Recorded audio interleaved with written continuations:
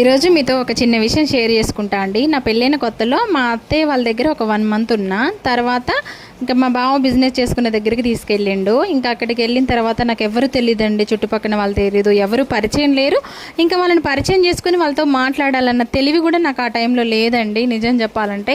ఇంకా బావేమో మార్నింగ్ 7కి వెళ్ళి 11:30కి వచ్చేవాడు కలెక్షన్కి వెళ్ళి. ఇంకా బావ వచ్చేసరికి నాకు వంట కూడా రాదండి నిజంగా. టీ పెట్టుకొని తాగి ఫ్రెష్ అయ్యి కూర్చునేదాన్ని. అప్పుడు స్మార్ట్ ఫోన్లు కూడా లేవన్నమాట.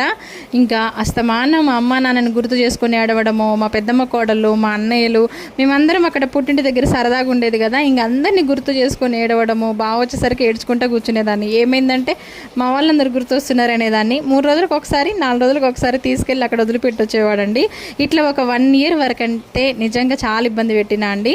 ఇంకా తర్వాత ఇంకా పిల్లలు, ఇంకా బాధ్యతలు పెరిగిపోవడము, సమస్యలు పెరగడము, ఇంక ఇవన్నీ నెత్తిన పడేసరికి ఇప్పుడు నెలకొకసారి వాళ్ళతో మాట్లాడదామన్నా కూడా టైం లేకుండా అయిపోయిందండి నా పరిస్థితి. అయితే ఇట్లుంది. ఈరోజు ఎందుకు ఈ విషయం చెప్తున్నా అంటే, ఇప్పుడున్న నా పని చూస్తుంటే నిజంగా అందరినీ, అప్పుడు అట్లుండేదాన్ని, ఇప్పుడు అందరిని ఇట్లా మర్చిపోయినానా అని నాకే అనిపిస్తుంది.